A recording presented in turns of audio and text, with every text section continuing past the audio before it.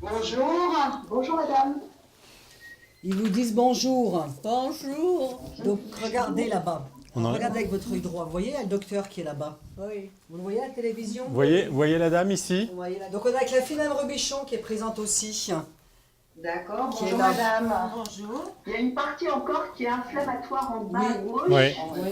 Mais moins que la semaine dernière, qu'il y a 15 jours, hein, Fabier. Hein. Le tour est bien plus joli. On va retirer. Super. Voilà. C'est bon? Ça suffit comme image? Ah oui, c'est beaucoup mieux. 2,5 sur le pourtour rouge. Et la plaie en elle-même, on est sur 1,5. À la Cerizay, on pratique la télémédecine depuis 3 ans. Nous avons une salle dédiée de téléconsultation. Cette salle permet de faire des consultations à distance avec le CHU sans faire déplacer le résident.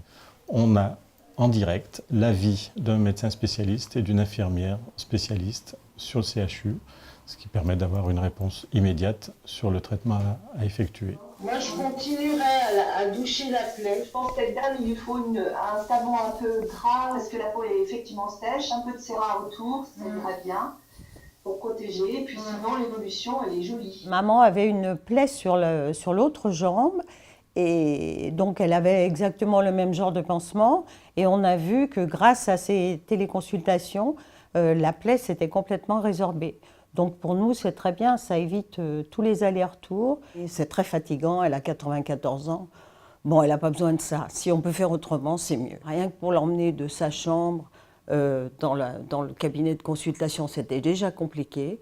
Donc elle est mieux à rester ici. Et si on peut faire ça par la télémédecine, c'est parfait. On est parti de nos problématiques de terrain et à partir de ces problématiques, comment on peut penser des solutions innovantes. Et la télémédecine nous est apparue comme étant un bel outil au service d'un projet médical pour améliorer la qualité des soins. On travaille beaucoup sur les plaies et cicatrisations avec l'hôpital de la Charité, mais aussi sur des suivis de psychoneurogériatrie et des suivis de soins palliatifs. On dispose aussi d'un chariot de télémédecine, ce qui a pour avantage de se déplacer au pied du malade. Regardez, c'est Lalia qui fait le test oui, avec nous là. d'accord, Vous voyez? d'accord, oui, oui. Écoute Lalia, on va faire un test en vue de la consultation cet après-midi. Tu me dis ce que tu en penses, si l'image pour toi elle est bonne ou pas. Hein. Il n'y a plus de plaie qui coule. Non, plus.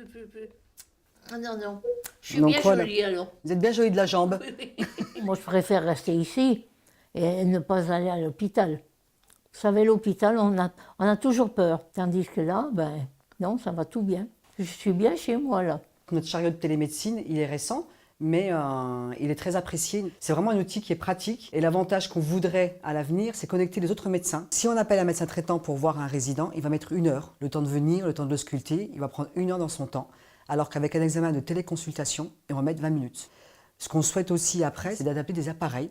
Par exemple, un stéthoscope. Et le médecin qui sera de l'autre côté, qui sera dans son cabinet, pourra lui écouter la même chose. Un autre exemple d'utilisation, c'est l'autoscope qui sera connecté donc sur le chariot de télémédecine pour lequel il pourra regarder vos oreilles et il le verra en direct de son cabinet. La stratégie du groupe aujourd'hui, c'est vraiment d'améliorer notre efficience et notre qualité de soins à travers la e-santé, mais de manière très décloisonnée.